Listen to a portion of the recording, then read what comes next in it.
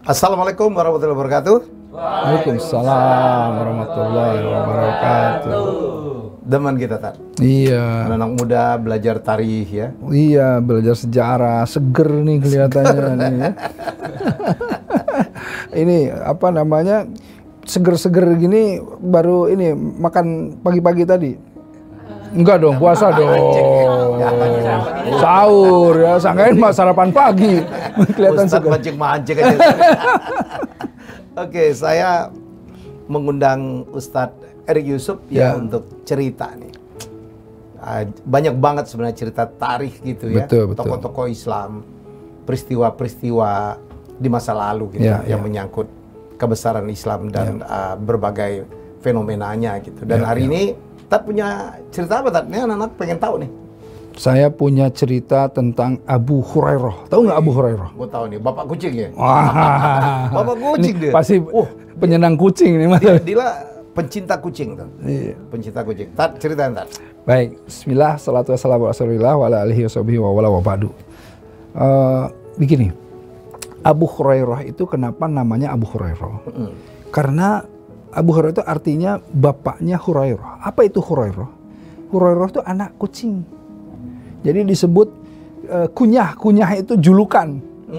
Kalau kita kunyah itu makan gitu. Ini kunyah. Kunyahnya beliau itu Abu Hurairah karena beliau itu setiap harinya itu di sakunya ada anak kucing.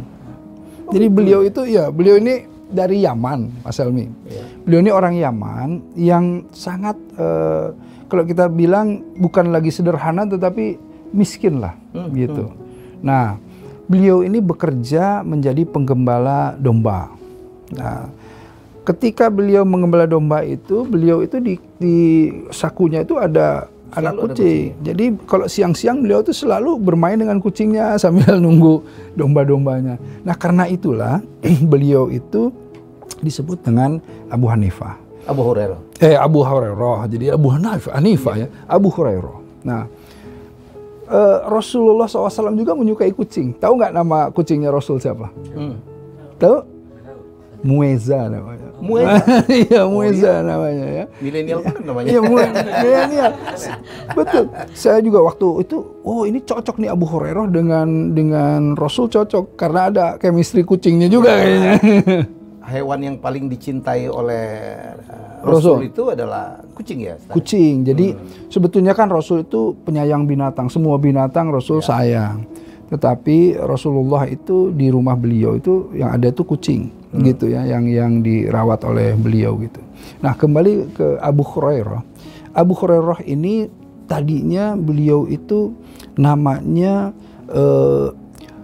hamba matahari artinya itu. Abdus Syams namanya.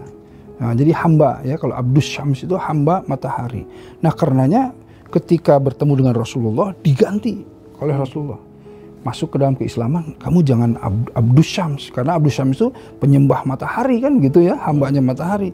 Kita ganti menjadi Abdurrahman gitu. Jadi penyembah Allah Rahman ya kan gitu. Nah, Abu Hurairah ini itu terkenal sebagai perawi hadis yang terbanyak. Setelahnya Aisyah radhiyallahu anha. Jadi kan karena dia nempel ke Nabi ya. Itu dia. Dia Jadi melayani Nabi sehari-hari. Jadi hampir 5.374 hadis ya yang disampaikan oleh Abu Hurairah. Nah, dari Abu Hurairah lah kita mengetahui bahwa Rasulullah SAW itu minumnya seperti apa, gitu loh. Kalau adabnya seperti apa? Adabnya seperti apa, menerima tamu seperti apa. Karena sehari-hari Abu Hurairah itu nempel terus sama Nabi. Kenapa bisa nempel terus? Gitu. Kalau yang lain kan datang dan pergi ya, bertamu, pulang dan lain. Tapi kalau ini nempel terus. Karena Abu Hurairah itu berkhidmat kepada Rasulullah, menjadi khadim Rasulullah SAW. Jadi apa namanya? Melayani. Aspri bahasanya sekarang itu. Asprinya Rasul. Ya. Jadi semua disiapin sama Abu Hurairah. Jadi Abu Hurairah bahkan dengan sangat bangganya, dengan sangat penuh dedikasinya menjadi pelayannya Rasulullah SAW. Sampai nyiapin trompa ya tadi? Nah itu bahkan ada satu orang yang mengejek Abu Hurairah tuh cuma nyiapin terompahnya Rasul gitu loh ya, kayak kita misalnya ikut Mas Helmi cuma nyiapin bawain tasnya doang gitu kan gitu ya. Tapi Abu Hurairah bilang apa? Jika seandainya saya tidak mempersiapkan terompah Rasul, bagaimana umat Muslim semuanya mendapatkan risalah dari Rasul? Bagaimana Rasul berdakwah kalau tanpa terompah? Karena jalan dia dong. Kalau kita sepatunya ada beberapa ya nggak, Mas Helmi. Tapi kalau Rasulullah kan orang yang sederhana, orang yang sangat fungsional. Jadi berpikir kalau misalnya terompah ini masih bisa, ya kenapa harus ada 1, 2, 3? Ya apa harus ada 3, 4, 5? Jadi Rasulullah terompahnya 1. Ya itulah yang selalu dijaga sama Abu Hurairah gitu. Nah, jadi kalau kita lihat betapa orang itu ketika memang benar-benar mau mengabdi, dia total, dia total. Karenanya ketika dia mengabdi, dia memperhatikan terus apa yang dilakukan oleh Rasulullah SAW kan gitu. Karenanya dia menguasai semua yang dilakukan oleh Rasulullah SAW. Itulah yang diceritakan kemudian menjadi hadis ya. Itulah yang diceritakan menjadi hadis. Yang harus kita contoh. Betul. Ya. Yang keren apa Mas? Gini, pernah sahabat Marwan itu minta, coba kamu hadis-hadis apa yang dilakukan Rasul itu apa saja? Coba sampaikan kan? Sampaikan hadis-hadis. Jadi apa yang bukan dilakukan saja, tapi apa yang disampaikan oleh Rasul. Ya, jadi kalimat demi kalimat semua redaksinya kan harus sama. Kalau nggak sama, dia nggak bisa kan. Ilmunya seperti itu. Nah, oleh sekretarisnya Marwan itu catat semua. Sampai yang lebih dari 5.000 tadi ya. Ya, catat 5.300 berapa. Setahun kemudian ngetes dong Mas Helmi. Setahun kemudian ketemu, coba sampaikan lagi yang tahun lalu kamu sampaikan, disampaikan lagi, sekretarisnya baca, tidak ada satu kata pun, satu huruf pun gitu ya, kalimat pun yang tertinggal. Semuanya sama persis seperti yang disampaikan tahun sebelumnya. Jadi betul-betul hafal betul-betul gitu. Jadi benar-benar yang namanya hafiz itu ya, itu betul-betul terjaga. Jadi umat Islam tuh berterima kasih sama Abu Hurairah. Ya, jadi kita bisa meniru perilaku, perkataan, adab dari Rasul langsung dari sumbernya. Dari sumbernya yang karena nempel setiap hari. Iya, karena yang nempel setiap hari. Kan kalau hadis itu kalau kita lihat, kalau tidak dari Abu Hurairah, dari Aisyah. Aisyah ini dari mana kita tahu cara mandinya Rasul kalau tidak Aisyah yang menyampaikan? Kan begitu. Iya dong. Tidurnya Rasul, mandinya Rasul, bagaimana Rasul buang air, itu Aisyah yang menyampaikan. Dan memang Allah sudah men-set up itu. Karenanya Aisyah itu seorang yang sangat kalau sekali lihat hafal tuh ada istilahnya tuh ya. Jadi langsung nempel gitu. Itu Aisyah itu. Gitu. Jadi Abu Hurairah sama kayak Dila lah. Oh gitu ya. Utang orang nempel. Langsung ingin dia. Jadi tukang tagih dong gitu. Oke. Jadi orang-orang seperti Abu Hurairah, orang yang seperti Aisyah, inilah yang kemudian betul-betul berjasa besar buat kita semuanya sampai kita tahu betul ya, kayak hadis-hadis yang disampaikan oleh Rasulullah SAW. Misalnya gini, man kana yu'minu billah wal yaumil akhir ya, falyakul khairun aw liyasmut. Nah itu tuh perkataannya tuh sama persis dengan yang saya sampaikan, harus sama persis dengan apa yang disampaikan oleh Rasul. Nah jadi kata Rasulullah SAW ya, ini dari Abu Hurairah misalnya, barang siapa yang percaya kepada Allah dan hari akhir gitu, man kana yu'minuna billah wal yaumil akhir, falyakul khairan aw liyasmut, berkatalah yang baik-baik, atau kalau nggak bisa diam aja, aw liyasmut gitu. Nah itu semua redaksionalnya itu harus sama itu dalam ilmu hadis itu. Kalau ada jadi nggak boleh ngomong sembarangan. Nggak boleh ngomong gitu. Jadi ingat loh Dok. Iya. Gini. Ini buat semua aja juga ya yang nonton gini. Seringkali orang tuh menyematkan sesuatu, ini kata Rasul, ini kata Rasul, ini kata Rasul. Baik sekali itu, tapi emang harus betul-betul yang disampaikan oleh Rasul. Karena kalau tidak disampaikan oleh Rasul, kata Rasul apa tuh?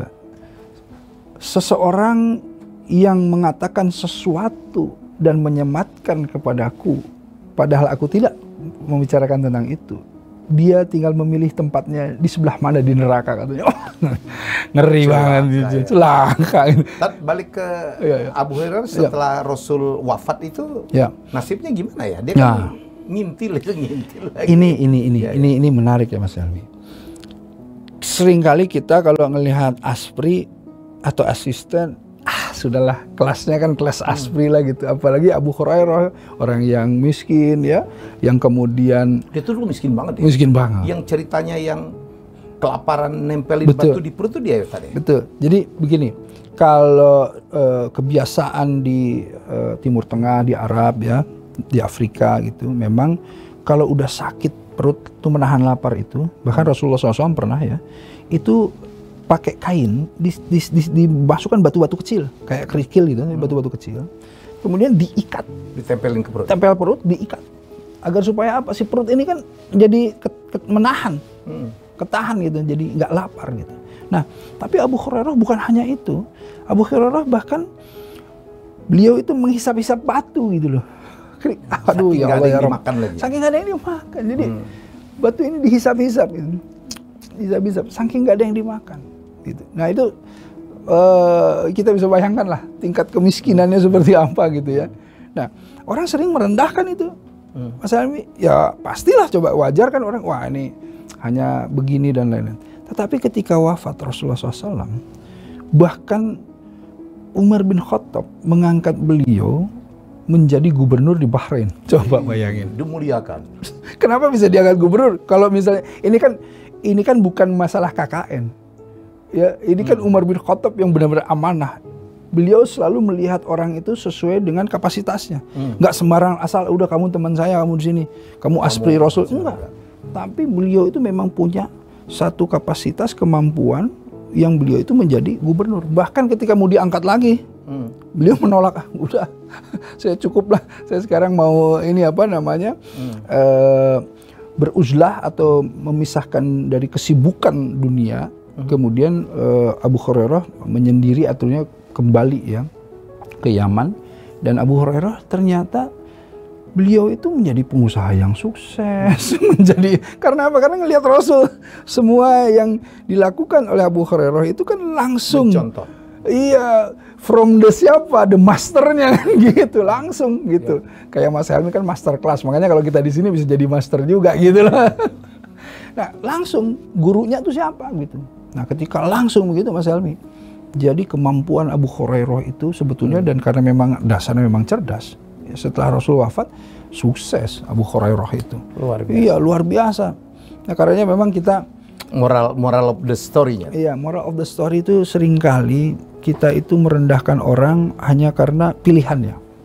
Pilihan hidupnya. Padahal kan kita mesti memahami, ketika Rasul bilang khairun nasi anfa'uhum linnas, sebaik-baiknya manusia adalah yang paling bermanfaat buat manusia yang lainnya.